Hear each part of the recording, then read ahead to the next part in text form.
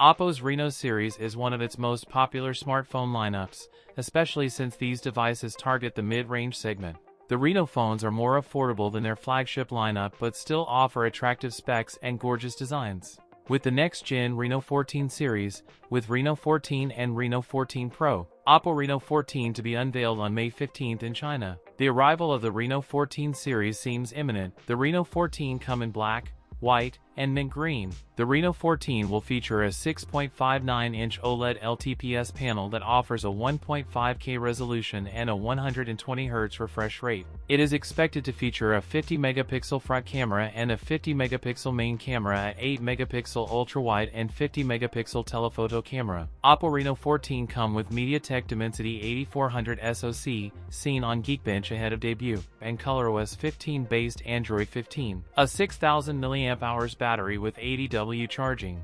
That's it for today's video. If you enjoyed it, don't forget to like, comment, and subscribe for more content. Thanks for watching, and I'll see you in the next one.